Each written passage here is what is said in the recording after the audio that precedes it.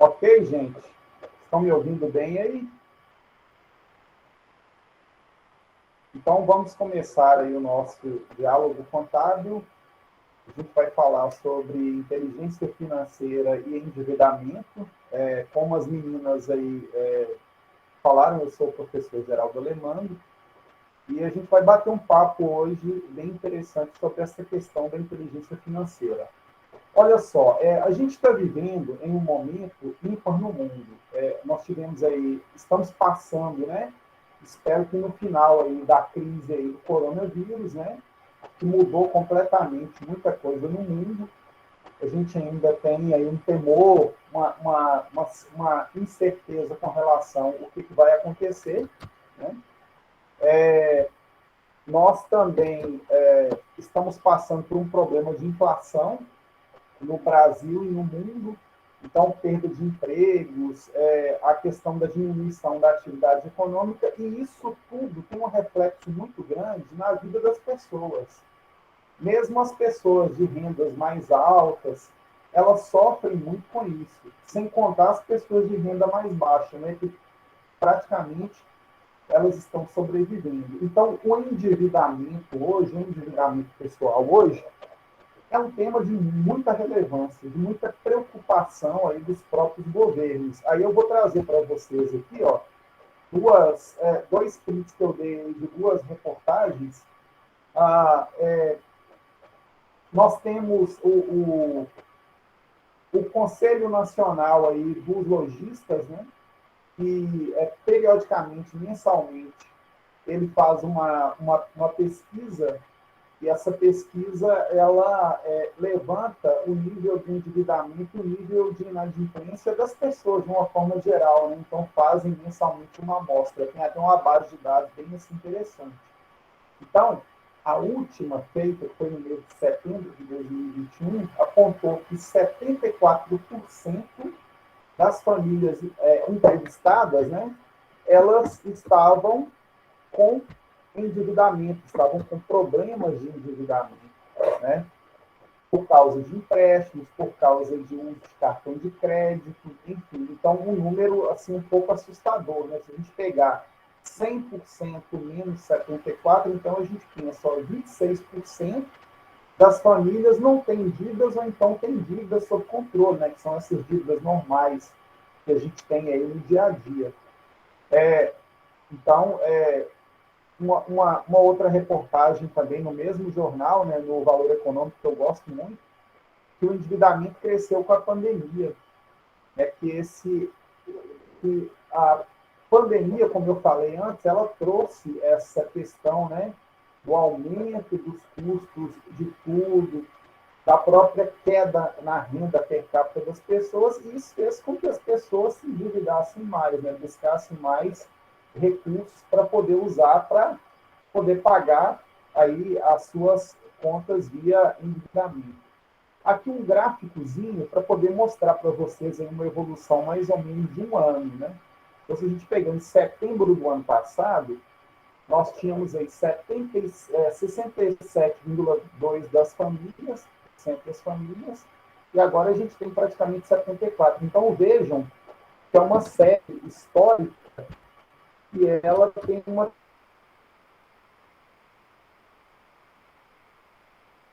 tendência de crescimento, né? Nós não temos uma tendência de queda, né? A gente teve uma pequena queda ali, setembro, outubro, e aí depois de setembro, outubro, novembro de 2020, depois começou a crescer. Então, é um número assustador, e aí a gente precisa tomar uma providência com relação a isso. Uma outra coisa também que é muito importante, né? É a questão da inadimplência. Então, por exemplo, eu posso estar endividado, mas se eu consigo pagar minhas dívidas, tudo bem, não tem problema, né? O grande X da questão é quando eu começo a ter várias dívidas e começo a escolher qual dívida que eu vou pagar. Ou então, por exemplo, eu não tenho renda suficiente para poder pagar a quantidade de dívida que eu tenho. Aí eu começo a ficar inadimplente. Eu começo a atrasar o pagamento.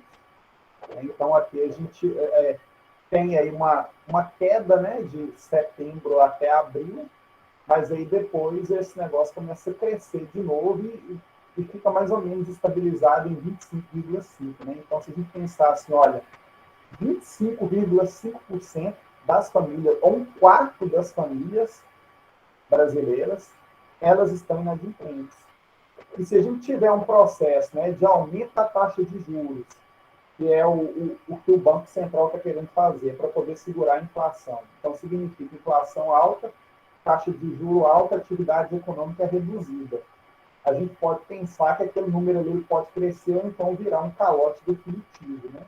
Então, é uma situação muito preocupante essa, e aí a sociedade como um todo, os governos, né, as entidades, todo mundo precisa se unir para tentar trazer um alento para esse quadro que nós temos aqui no Brasil. Né? Então, aí, já de muito tempo, tem mais ou menos uns 6 anos, que o pessoal está discutindo, o PROCON, o Ministério Público, o Legislativo, né, a questão do superendividamento, né, que precisaria colocar regras para as pessoas que são superendividadas. Né? Então, existe a pessoa endividada e existe a pessoa superendividada. Qual que é a diferença? O que é uma pessoa superendividada? A gente tem que pensar o seguinte, ó, a pessoa que é superendividada é aquela pessoa de boa fé, né, que ela não agiu de má fé, ok? E ela não consegue mais garantir o seu mínimo existencial. Agora, se vocês virarem para mim e perguntassem, mas qual que é o conceito de mínimo existencial? Tem um número? Não tem um número. O que é o conceito de mínimo existencial? É você manter aquelas despesas que te fazem sobreviver, ok? Que seria água, luz, internet, alimentação, saúde, transporte, vestuário, tá?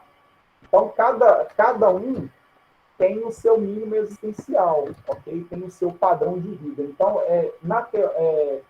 nesses livros de finanças, na teoria de finanças, a gente vai entender isso como padrão de vida, né? O pessoal até critica e fala que a gente precisa ter um padrão de vida muito alto. O padrão de vida é mais ou menos igual a essa questão do mínimo existencial.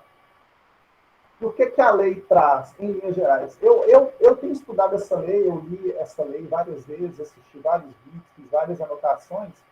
Em linhas gerais, a lei traz uma possibilidade.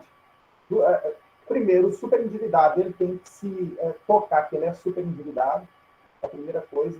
A segunda coisa, ele tem que ir no PROCON, né, ou então em algum órgão de apoio ao consumidor, e aí virar e falar assim, ó, eu sou um superendividado, eu não estou conseguindo viver, né, ter o meu mínimo existencial, e eu queria fazer um acordo com todos os meus credores. Então, ele entra no PROCON, faz um processo administrativo e chama todos os credores para poder fazer um acordo. Aí ele tenta fazer esse acordo com todo mundo, esse acordo ele vai trazer um plano de pagamento das dívidas, ok? Esse plano de pagamento das dívidas, ele tem que ter um período de 5 anos, né? Ele não pode extrapolar 5 anos. E a primeira prestação que ele vai pagar, ele pode pagar com prazo de carência de até 180 dias da negociação. Então, é um processo no PROCON. Não é um processo judicial, é um processo extrajudicial. Mas se qualquer um dos credores virar e falar, eu não aceito, aí ele pode partir para um processo judicial, né? Aí ele vai para a justiça, aí ele entra na justiça, e aí ele vai pedir ao juiz uma audiência de conciliação, audiência de custódia. Se ele não conseguir na audiência de custódia, aí cai na mão do juiz, e aí o juiz que vai fazer um plano de pagamento compulsório. Aí os credores vão ter que aceitar, e aí o devedor vai ter que aceitar. Mas é um processo, né, gente? É um processo que vai seguir todos aqueles trâmites da justiça, ok? Eu preciso seguir todo o tempo a justiça, e a gente sabe que, infelizmente, a justiça aqui no Brasil ela é lenta, por quê? Porque nós temos poucos juízes, né? E muitos processos, e poucos servidores administrativos, e a justiça em si só, né? A própria forma como a justiça é operacionalizada que acaba sendo mais lenta. Então, é sempre bom a gente fechar um acordo, né? Pelos processos que eu já passei, né? Eu sempre lembro dos advogados falando, ó, a gente abre mão de alguma coisa aqui, mas ganha ali, né? Então, é mais ou menos isso. Aí, o superendividamento é isso, né? Mas aí, o superendividamento está ligado a dívidas de consumo. Não pode ser, por exemplo, dívidas de bem. Por exemplo, eu morava aqui no Barcelona e inventei comprar um apartamento de 2 milhões, um bairro nobre aqui de Montes Claros, e não dei conta de pagar a dívida. Não é superendividamento. Aí, por quê? Porque o próprio apartamento, ele é, ele é a garantia real, né? Por exemplo, eu comprei um carro, não dei conta de pagar, o próprio carro é a garantia legal, né? No caso, o carro tem a alienação fiduciária, tá? Então, o superendividamento, a lei do superendividamento, que é a lei 14.181 de 2021, ela vai focar nisso, né? Ela vai focar em algumas alterações no Código de Defesa do Consumidor, vai pregar essa educação financeira dos consumidores, né? Proibindo práticas enganosas, e o principal foco é o estímulo à negociação e à organização de planos de pagamento para que os credores não caiam na inadimplência e que o superendividado também ele passe a ter uma certa dignidade, né? Que ele consiga negociar, consiga pagar aí essa dívida e consiga viver, né, de certa forma, bem, né? E que ele aprenda com esse erro de ter virado superendividado para que não caia nessa seara aí de novo, ok? Então, com isso, a gente pode pensar assim, ó. Quais são as... Parece que tem um pessoal querendo entrar, sem querer te interromper. Mas eu aceitei todo mundo aqui. Já aceitou, né? Tá. Então... Deixa eu... À medida do possível, eu estou aceitando aqui, todo mundo. Viu? Mas tranquilo, mas não preocupa com isso, não. Não, beleza, tranquilo. Viu? Não, mas pode me interromper a hora que você quiser, viu? Tá tranquilo. Então, moçada, ó, eu elenquei algumas causas aqui, eu coloquei da minha cabeça pelo que eu já li, pelo que eu já estudei, pelos trabalhos que eu estou fazendo, né? Então, a primeira é a falta, né, de conhecimento financeiro e má administração das próprias finanças pessoais, né? De não ter aqueles controles básicos, né? Que o controle seja um caderno, um aplicativo, uma planilha, ok? Então, eu falo que eu conheço pessoas, eu tenho colegas que são doutores aí de outras áreas, que eles são excelentes na área deles, mas eles são uma negação na área de finanças, né? Eu tive uma colega que ela abriu uma empresa, uma outra coisa, e assim conseguiu quebrar a empresa mesmo, o pai dela dando muito dinheiro para ela, sabe? Então, é um negócio assim assustador, sabe? Então, finanças pessoais é um ramo muito importante. Essa parte de planejamento e controle financeiro é essencial para todas as áreas, ok? E aí, eu chamo a atenção de vocês, né? Olha só o nicho de mercado que vocês têm como futuros contadores e contadoras, tá? Então, é um ramo muito importante e muito necessário. Sempre foi necessário e agora mais ainda. E na existência de uma reserva de emergência, né? Então, aí, por exemplo, se a pessoa não consegue nem pagar o mínimo existencial, imagina se ele vai ter uma reserva de emergência, né? E a reserva de emergência é importante. Por exemplo, dá um vendaval igual deu esses dias aí, despele a casa, então quebra alguma coisa, né? Ou a pessoa machuca, precisa de um tratamento particular. Se não tem a reserva de emergência, acabou, né? Aí vai ter que arrumar dinheiro emprestado, vai ter que arrumar... Ou então deixar a casa quebrada, né? Enfim, é um negócio complicado. Sempre é bom ter a reserva de emergência, mas eu tenho consciência, né, que a maioria das pessoas não tem porque não querem, talvez porque não sabem, e principalmente porque não tem renda para isso, porque a renda é para pagar a sobrevivência. O comportamento consumista, né, que a Ana começou falando aí sobre ele é demais, né?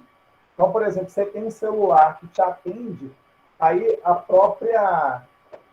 existe uma obsolescência programada, né? Os próprios aplicativos, os próprios programas, eles já não rodam em determinados celulares, em determinados periféricos. Aí te força a comprar outro celular, né? E a questão da moda também, né? que te faz comprar, a questão da aceitação social também, né? Nossa, eu preciso ter aquele carro do ano, aí eu preciso estar naquela viagem caríssima, entendeu? Então, esse comportamento consumista, ele acaba endividando a pessoa.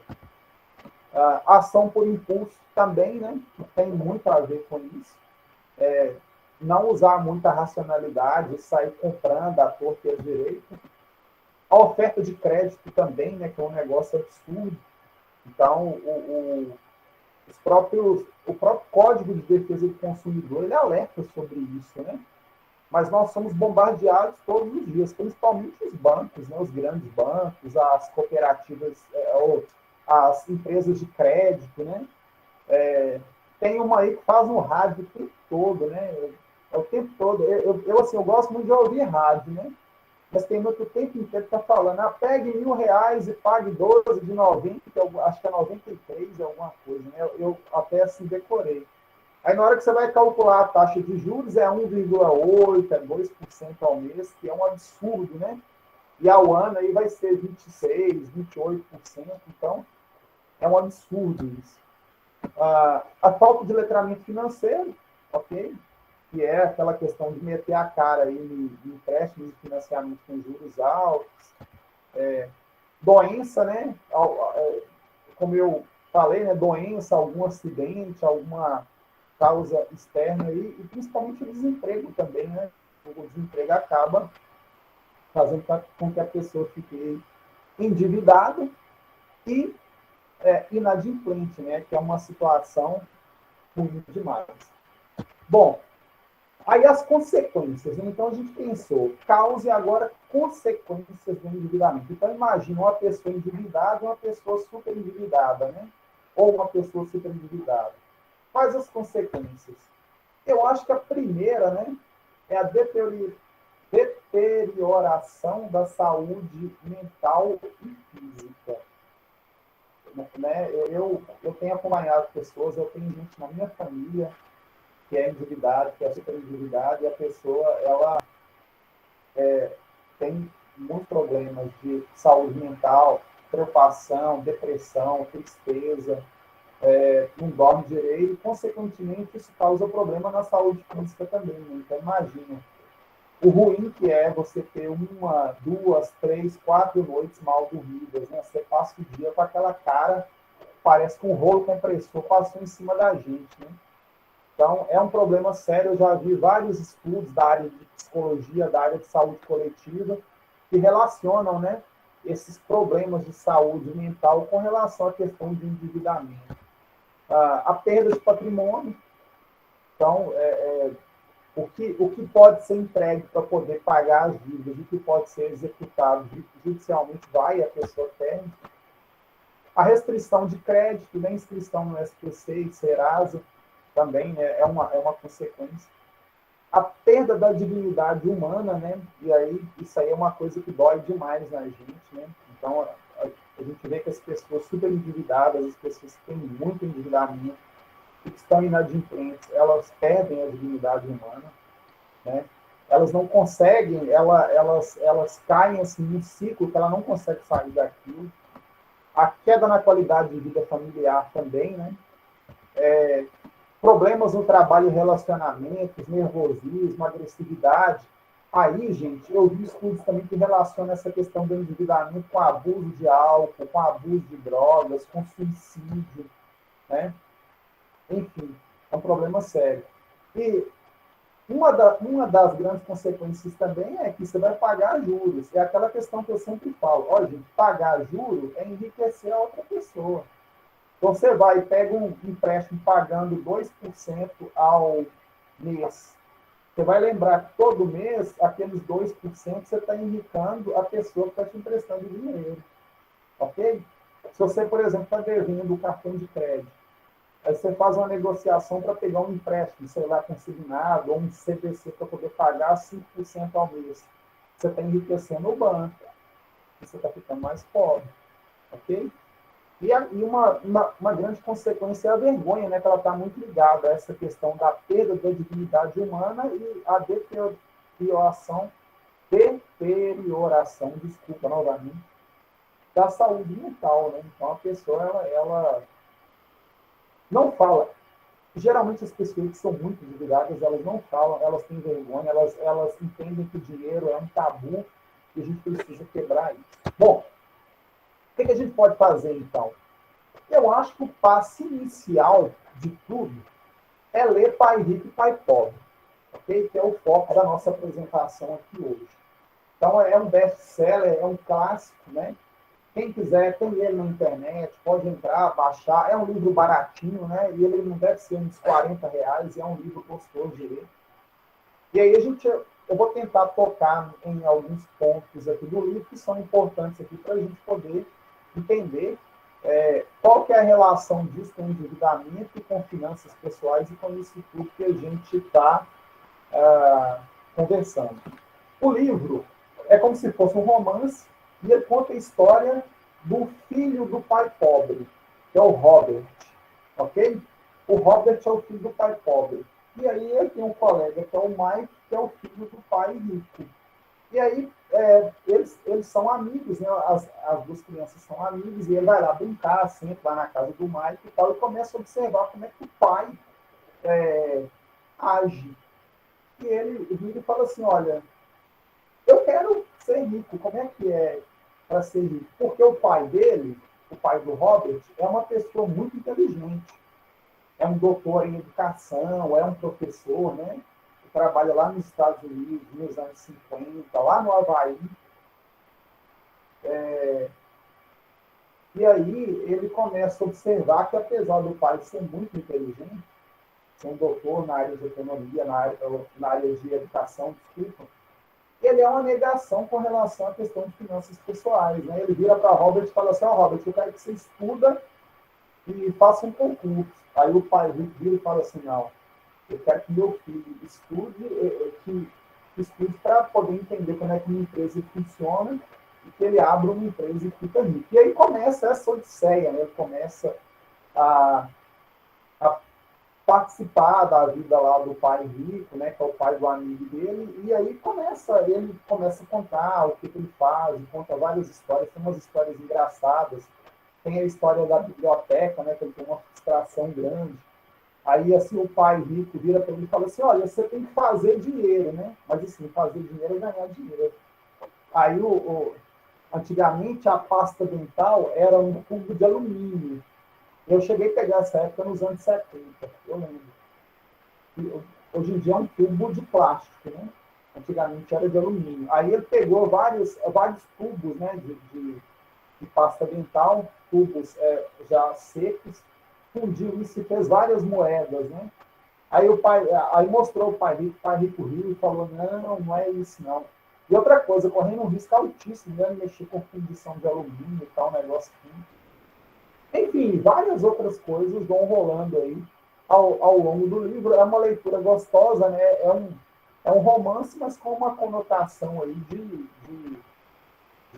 ensino dessa questão de finanças pessoais. Bom, vamos lá. Comparando aqui os dois pais, né? O pai pobre, ele vira e fala assim que o problema do mundo é o amor, é o dinheiro, né? O dinheiro é a coisa do capiroto, mais ou menos assim. E o pai rico, não. O pai rico já pensa de forma contrária. Ele fala que a falta de dinheiro é a raiz de todo o mal do mundo, né? E eu concordo, né? Eu andei estudando sobre a ciência da felicidade, eu li alguns livros e fiz um curso com o professor Leandro Carnal também, e ando acompanhando muitos vídeos dele. Eu, assim, adoro. Tem gente que detesta ele, mas eu gosto muito dele. Ele é uma pessoa que lê muito, ele é bem letrado, sabe? Ele não é charlatão igual alguns tem por aí, não. E ele vira e fala, olha, embora o dinheiro ele não traga a felicidade total, mas se você pensar numa pessoa miserável, a miséria traz muita tristeza, né? A miséria traz muita tristeza. E é aquela questão que eu falei com vocês, né? Por exemplo, a pessoa que perde o seu emprego, ele acaba perdendo um pouco da sua dignidade. Quem está super endividado, ele acaba perdendo a sua dignidade. Tá? Então, eu também concordo que a falta de dinheiro é a raiz de todo o mal. A minha ideologia é uma ideologia progressista. Eu acho que no mundo há muita concentração de renda. Aqui no Brasil tem muita concentração de renda, é pouca gente que ganha muito, e muita gente que ganha pouco, e muita gente na miséria, né? A gente tem aí mais ou menos 14,4 milhões de desempregados, é muita gente. Né? Então, a gente tem que lutar para um mundo que ele tenha uma distribuição de renda melhor, que as pessoas recebam renda. Sou totalmente a favor da renda básica universal, sou totalmente a favor dos programas de inclusão, Bolsa Família, Bolsa Renda, Bolsa Gás, né? Porque precisa. Se a gente tem uma economia, umas pessoas que são responsáveis pela economia, que não cuida dessas pessoas, que não pensa nessas pessoas, a gente está fadado ao fracasso como humanidade. Eu penso assim, sabe? Eu penso que a gente precisa cuidar dessas pessoas, precisa dar uma certa dignidade para que a pessoa consiga caminhar com as próprias pernas. Que é mais ou menos essa ideia do pai rico também. Né? Bom, pai pobre, estude arduamente para poder trabalhar numa boa empresa, então passar um concurso. E aí o pai rico, estude arduamente para você comprar uma empresa. Né? É uma visão mais empreendedora. As principais lições. Olha, os ricos não trabalham pelo dinheiro, colocam o dinheiro para trabalhar para eles. Né? Então, quando a gente monta uma empresa, você vai ter pessoas que vão trabalhar nessa empresa, né? E vai chegar um determinado momento que o dinheiro vai começar a trabalhar para a gente. Né? O próprio investimento que a gente fez, ele vai começar a gerar renda. Né? Então, os ricos, eles baseiam na renda. Aí, só abrindo um parênteses aqui, pessoal, então, o Robert Kiyosaki, ele trabalha duas categorias no livro. Ele trabalha os ricos e os outros, ok? Então, os ricos são essas pessoas que já têm inteligência financeira, né? Que já trabalham essa questão da inteligência financeira, tá? E os outros são as pessoas que ainda não têm. Bom, o segundo ponto, a alfabetização financeira. Né? Então, a gente precisa desenvolver isso para ter inteligência financeira. E o conceito mais importante que ele coloca no livro é a diferença entre ativos e passivos, e aí comprar mais ativos.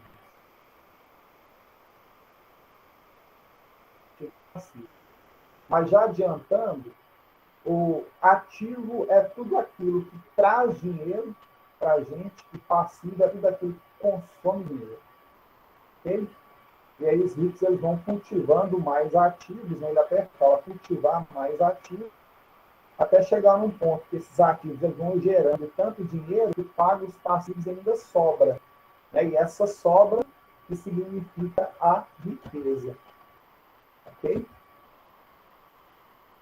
A terceira lição, né? Cuidado dos negócios. Muitas pessoas se especializam muito e acabam só trabalhando para as outras pessoas. Né? Então, nós temos aí os especialistas que eles trabalham para as outras pessoas.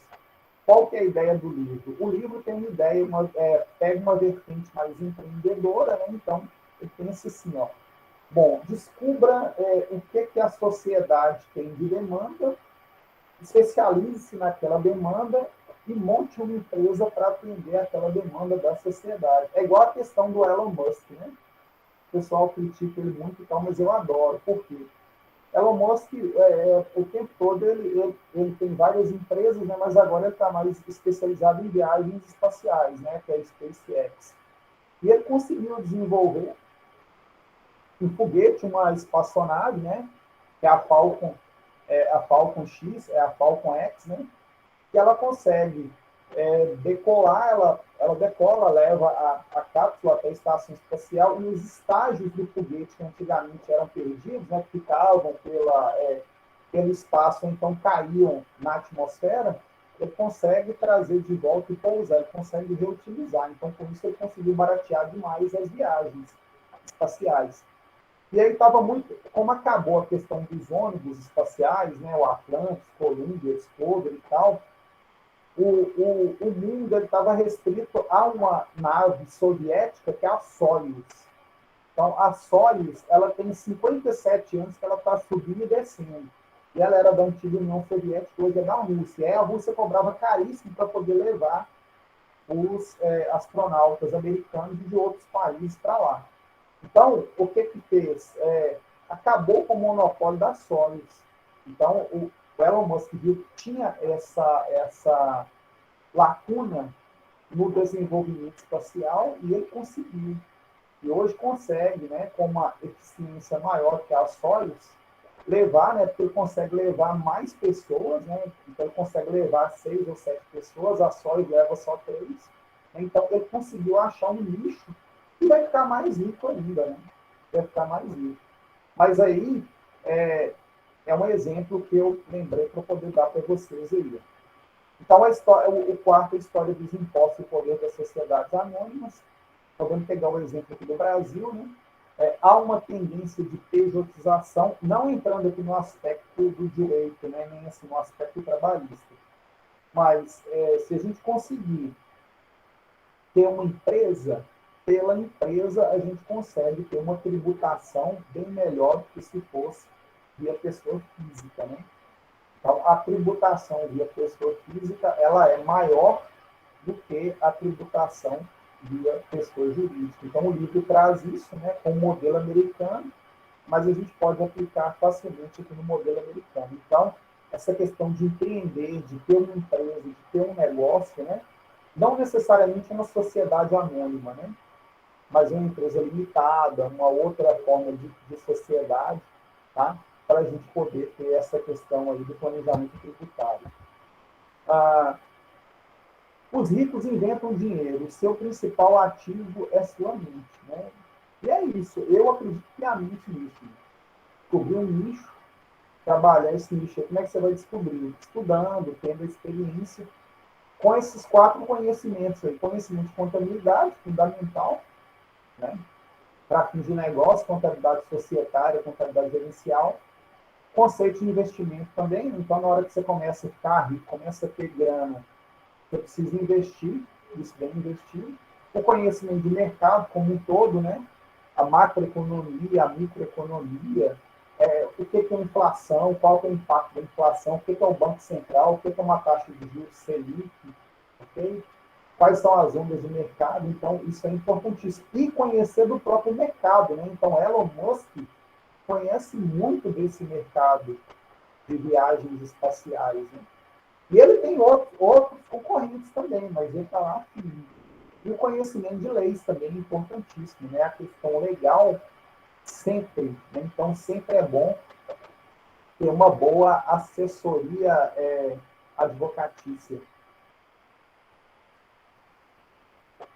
Um bom advogado, um bom contador, né, gente? Não faz mal a ninguém. E uma lição que eu acho maravilhosa, né, principalmente para vocês que estão nessa fase agora, que são novos, que estão aí no curso, trabalhe para aprender e não trabalhe pelo dinheiro. Agora, ok? Embora eu sei que muita gente, a bolsa estágio, o trabalho é para sobreviver, é para pagar aluguel, para pagar alimentação. Eu também passei por isso. Mas a gente precisa aprender. Aprender sempre para a gente poder chegar com conhecimento, né? Estudar, aprender, especializar em alguma coisa. Muitas pessoas se especializam muito em como fazer e não como criar um sistema de negócio, né? Então, como eu já falei aqui umas 2 vezes, o livro ele tem essa ideia de empreendedorismo, né? Então, você estuda, aprende, pega uma experiência e vai para o seu negócio, segundo o livro. Então, os ativos é tudo aquilo que faz o dinheiro entrar, né? Então, primeiro, os ricos, eles pensam nos ativos e aí depois eles pensam nos passivos, tá? Primeiro, eles têm a renda, primeiro eles têm o ganho, primeiro eles têm o juro ativo para depois ter os passivos. E o restante, ou os outros, pensam primeiro nos passivos, né? Eu vou comprar aqui, depois eu vejo como é que eu vou pagar. E aí é uma situação ruim, né? É uma situação que se a renda não for suficiente, como é que vai fazer? Ou se os passivos começarem a consumir sua renda toda, né? Então acaba tendo um problema sério. E aqui a diferença de ativo e passivo. Aí ativo é tudo que põe dinheiro no bolso da gente, e passivo é tudo que tira dinheiro. Ok? Então, por exemplo, um carro, né? Geralmente um carro ele é um passivo. Ele está o tempo todo consumindo dinheiro. Mas se a pessoa, por exemplo, é um motorista de aplicativo, ou faz entregas, ou, por exemplo, deixa eu colocar uma propaganda no carro, aí ele passa a ser um ativo. Né? Se, por exemplo, a pessoa compra a casa para morar, a casa para morar é um passivo, que ela só consome. Mas se eu tenho duas casas e uma eu alugo, tenho renda com ela, aí essa segunda casa ela passa a ser um ativo também. Ok? Se eu faço um investimento bem feito, esse investimento bem feito ele vai me gerando valorização em juros e dividendos, né, e proventos, ele é um ativo.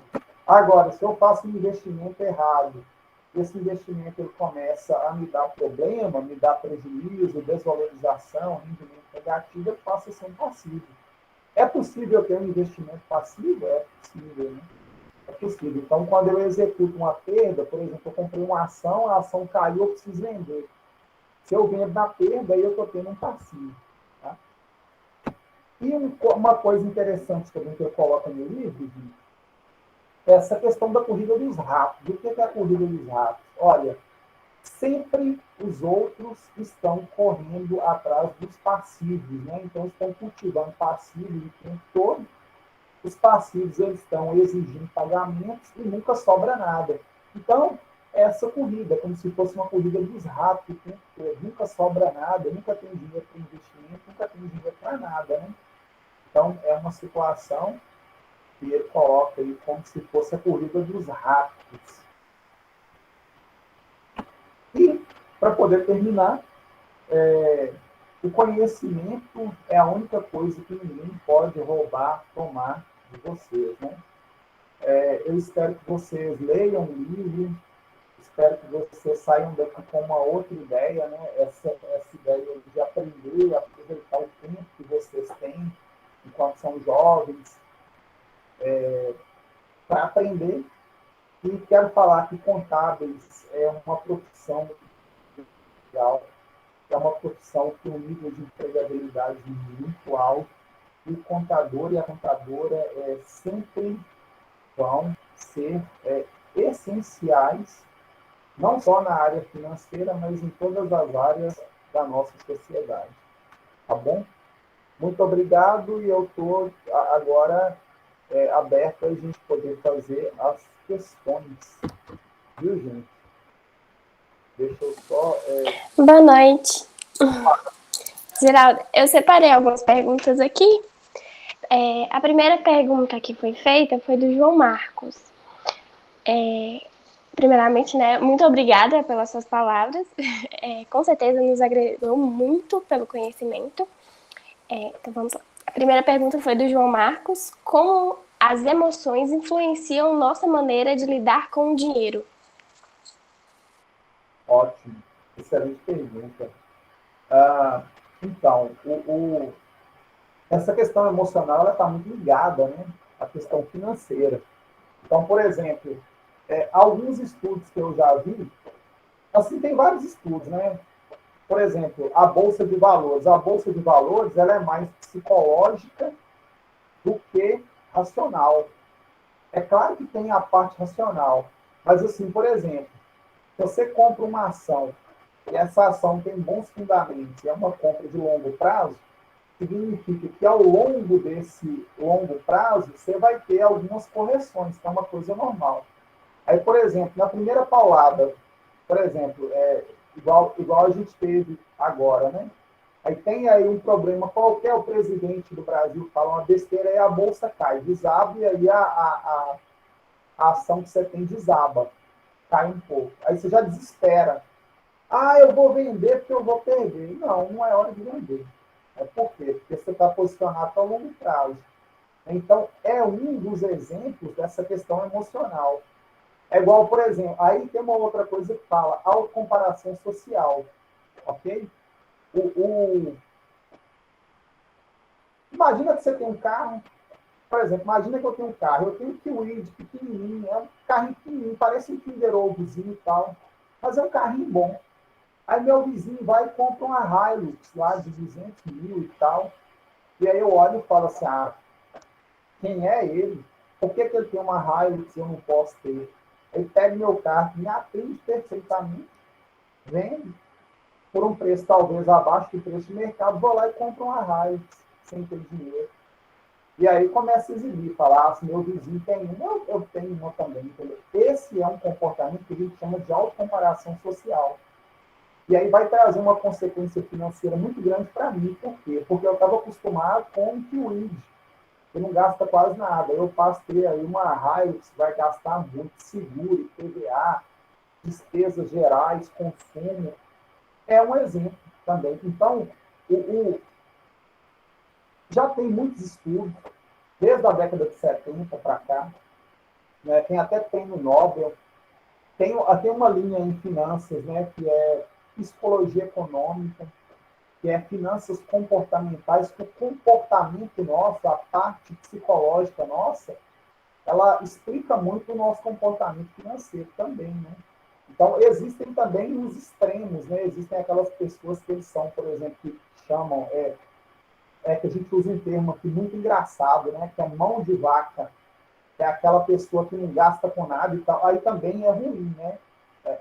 Aí a gente não pode ter os extremos. Mas eu acredito, com base em vários estudos que nós temos aí, aqui no Brasil, nos Estados Unidos, na Europa, que essa questão comportamental ela está fortemente ligada com o aspecto das nossas finanças pessoais, ok? Então, é muito importante, primeiro, a gente se conhecer, né?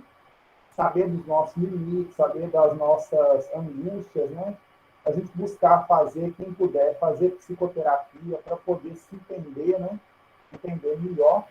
E isso tem muito a ver com a questão do comportamento financeiro também, né? Eu acredito muito nisso. Uma outra pergunta foi o Diego Martins que fez: como sair da corrida dos ratos? Pois é, Diego. É uma pergunta excelente, né? Então, a primeira coisa é tentar otimizar o nível de passivos que você tem, né? Tentar, primeira coisa, tentar equacionar a renda com os passivos. Então, por exemplo, começar a negociar se tem dívidas. O primeiro ponto seria esse, seria tentar equacionar aí a relação passivo com ativo renda. Depois você vai avaliar a sua renda, ok? Depois você vai pensar na sua renda. Talvez mudar de emprego, talvez fazer um curso, especializar em alguma área, buscar dentro da sua empresa algum cargo mais alto para você ter uma remuneração mais alta, ou empreender, montar um negócio, sei lá, qualquer outra coisa, ok? Então, eu acho que seria mais ou menos isso aí. É sempre lembrar que quanto mais passivos a gente tem, ó, do ponto de vista contábil, quanto mais passivos a gente tem, mais exigibilidade eles vão trazer para a gente. Então, por exemplo, lembra da Hilux. Você quer ter uma Hilux, beleza. Você vai ter a Hilux, só que você vai ter que pagar muito por ela. Ok? Você vai ter que pagar a diesel, que é um absurdo, tem que pagar o seguro, que é um absurdo, entendeu? Então, talvez não é o momento de ter a Hilux agora. Você espera, diminui, vende, vai andar de moto, ou sei lá, andar de Uber, equaciona primeiro, depois busca melhorar o seu conhecimento, sua renda, monta o seu negócio, então vai subindo lá no seu emprego. A partir do momento que você tiver uma renda legal, se você tiver investimentos que estão te trazendo renda também, você vai comprar a Hilux, que aí ela vai ser paga só com o excesso da sua renda e o ganho lá dos seus investimentos. É mais ou menos por aí, né? Uma próxima pergunta foi a Gabriele Rodrigues: qual é a melhor maneira de controlar o meu progresso financeiro? Ótimo. Então, você pode pode ter uma planilha, você pode ter um aplicativo, você pode ter um caderno que você anota isso aí, e sempre pensando nas metas, né, gente? Do ponto de vista teórico também, se a gente for ler os livros que falam sobre essa questão de finanças pessoais, tem os ciclos de vida, né? O ciclo de vida da pessoa está muito ligado com essa questão da... Nossa, tem um bichinho aqui. Tá cheio de bicho aqui. O ciclo de vida da pessoa está muito ligado com essa questão financeira também, né? Então, vocês vão atingir um determinado momento, vocês vão ter um nível ótimo de renda, mas é sempre bom ter uma ferramenta de planejamento e controle, um aplicativo, uma planilha, uma anotação, tá? Então, tem vários aplicativos bons, né? Guia Bolso. Eu acho o Guia Bolso muito, muito bom, sabe? Mas eu uso uma planilha. Eu fiz uma planilha, e aí, assim, o pessoal aqui de casa fala, né? Eu sou viciado em duas coisas, né? Eu já vou contar para vocês aqui. Eu sou viciado em doce, adoro doce, né? E esses doces estão parando tudo aqui na minha pança. E sou viciado em planilha também, né? Então, tudo que eu vou fazer, eu tenho uma planilhazinha, né? Aí minha filha foi fazer uma festinha de Halloween aqui, eu falei com ela, Laura, faz uma planilha. Aí mostrei para ela o que era a planilha, ela ficou doida. Ah, pai, que legal, aí eu posso mudar, né? Ó, pai, que legal, já dá lá o cálculo certinho para mim. Eu falei, pois é isso aí. Então, ter uma ferramenta de planejamento e controle. Planejar, definir metas, você vai definindo as suas metas de acordo com o seu ciclo de vida, e você vai avaliando com o controle. Seria isso, uma resposta mais assim, simplista. Também teve a pergunta do Geraldo Magela. Qual a influência do aumento da Selic na vida financeira do cidadão? Que, inclusive, foi publicada 1 hora atrás que a Selic aumentou novamente. Ela está agora a 7,75%.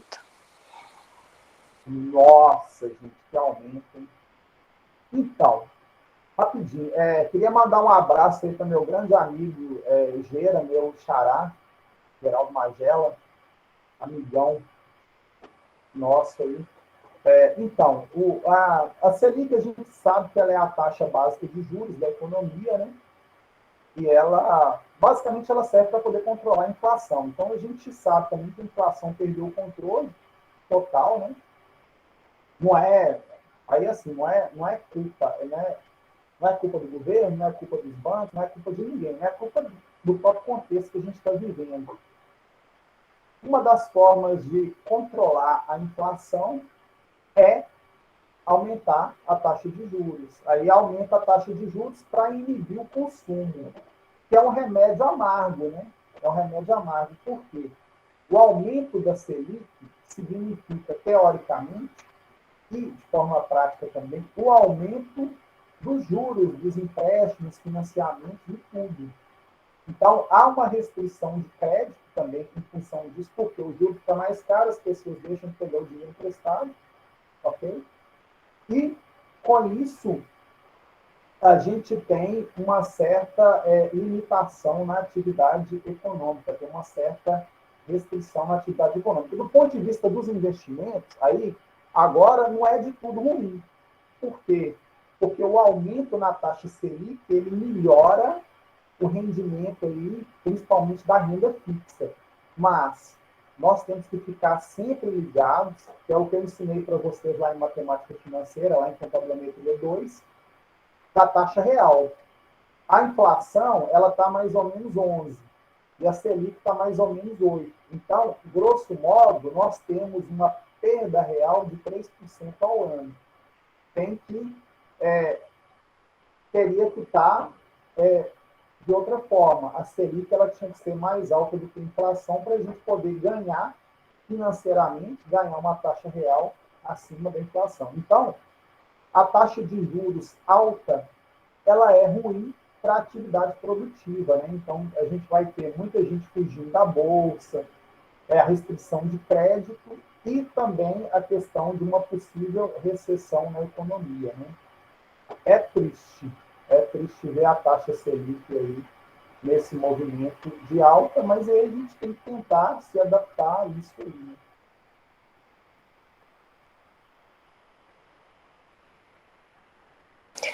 Mais uma pergunta da Milena Mendes. Tem ocasiões em que o cartão pode ser útil para o bolso ou deve ser considerado um vilão? Ótima pergunta, Milena. Muito bom. Cartão de crédito é uma coisa que a gente usa muito, né? Eu vou falar a minha experiência, né? Eu tenho o cartão de crédito, eu procuro concentrar tudo no cartão de crédito. Embora a gente saiba que, segundo a lei, não pode ter preço diferenciado, né? Mas as empresas podem dar desconto. Então, por exemplo, eu vou abastecer o carro, aí ele tem o preço cheio lá, né? Sei lá, eu acho que está R$ 7, né? Vamos colocar R$ 7 aí a gasolina. Ele vira e fala assim, ó, é R$ 7 no cartão de crédito, mas se você abastecer no cartão de débito ou no dinheiro, é R$ 6,90. Então eu ganho um certo desconto. Então, financeiramente, todo desconto é bom, né? Eu adoro, assim, tem gente que gosta da palavra promoção. A palavra que eu mais gosto é desconto. Eu sou mais ou menos igual aquele pai do Cris, né? Aquele seriado, todo mundo odeia o Cris, né? Então, o que eu puder ganhar de desconto, eu já me sinto bem, né? Enfim, gente. Mas o cartão de crédito, ele traz uma vantagem imensa, né? Para quem sabe usar, né? Então, comprar certinho, pagar nos prazos, a gente consegue ganhar aí prazo quando a fatura está perto de fechar, né?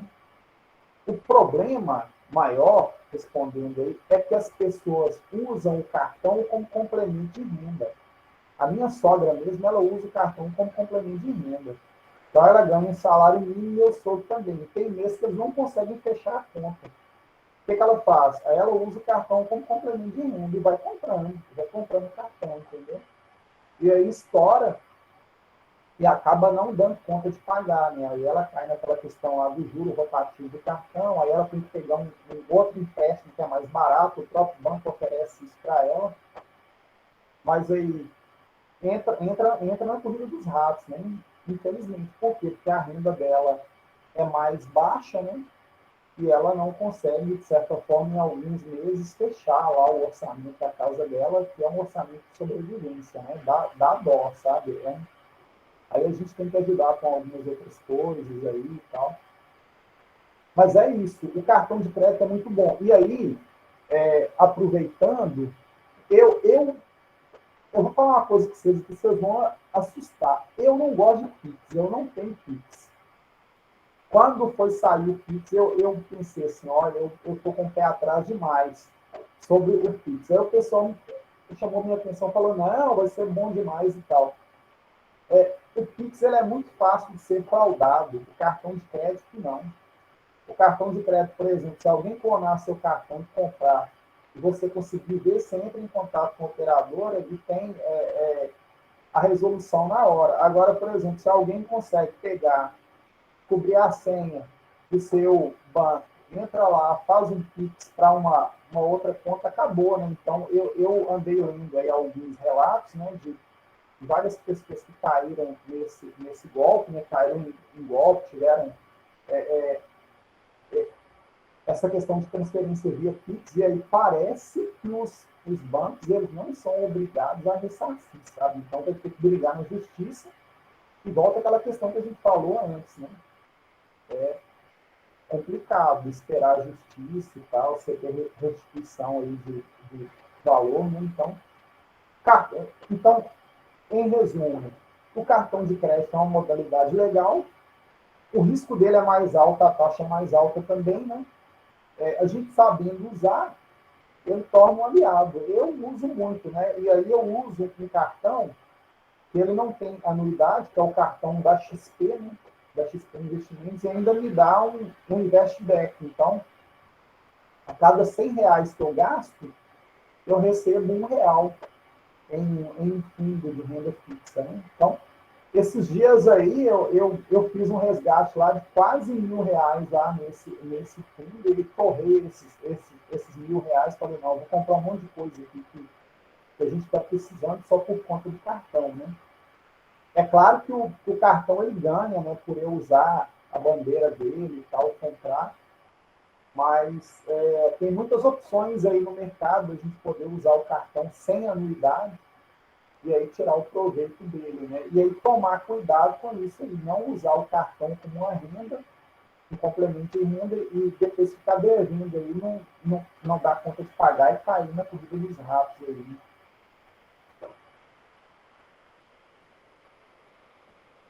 O que mais, gente?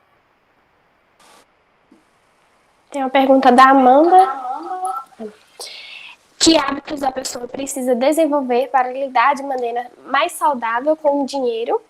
Qual a importância da educação financeira nesse processo?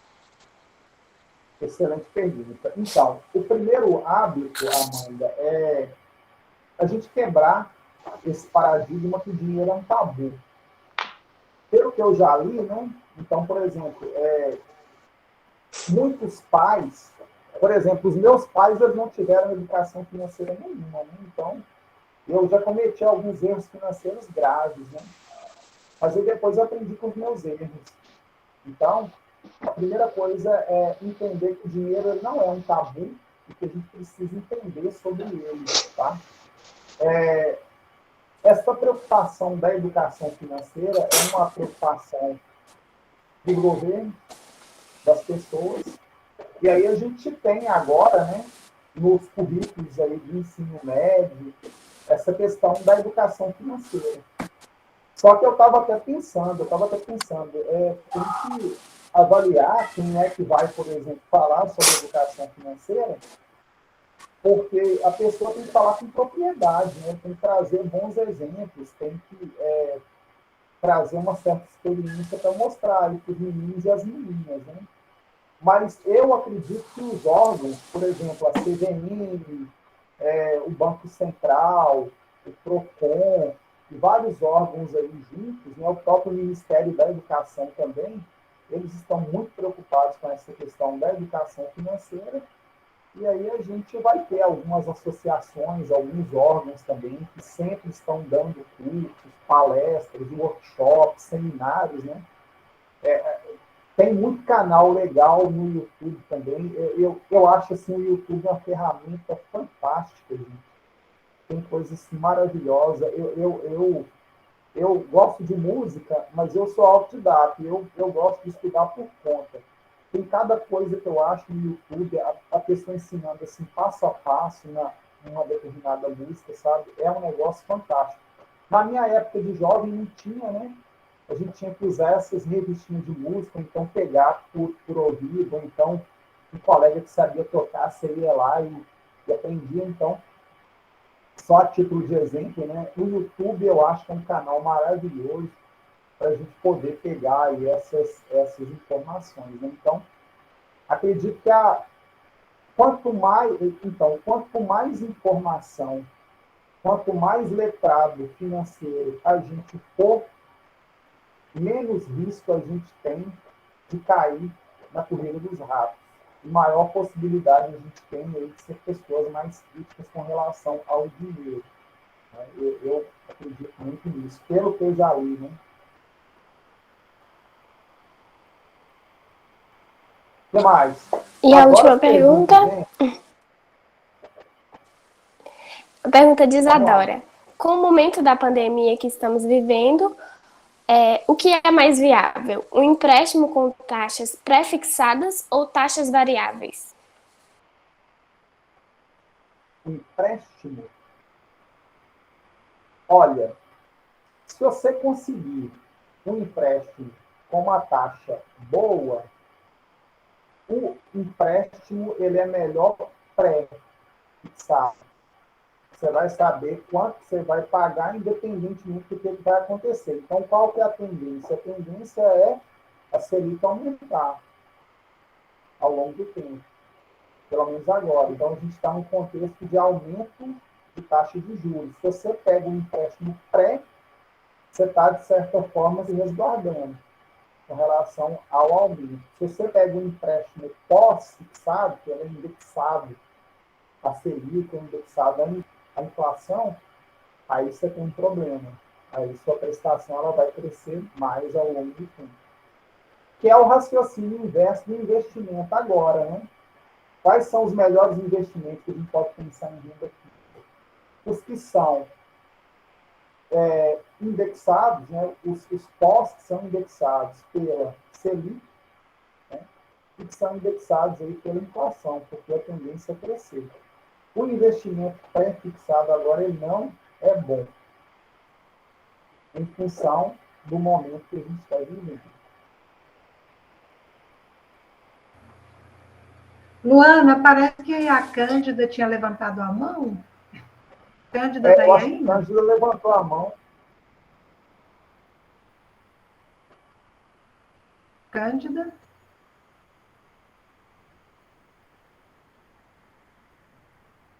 Deve ter caído. Caiu.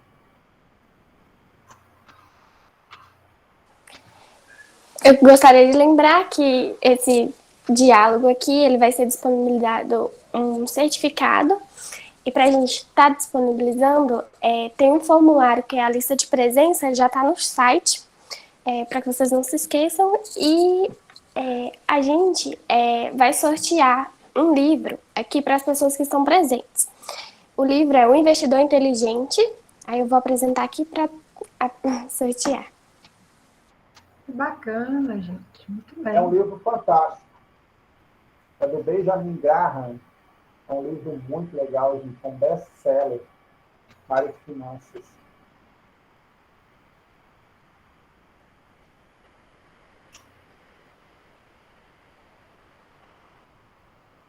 Tá dando para ver? Ainda não.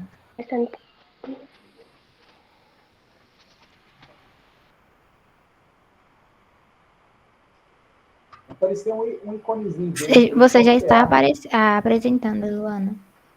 Isso. Ah, sim, obrigada. Então eu vou começar o sorteio. Tá lá. Tá, tá, tá, tá.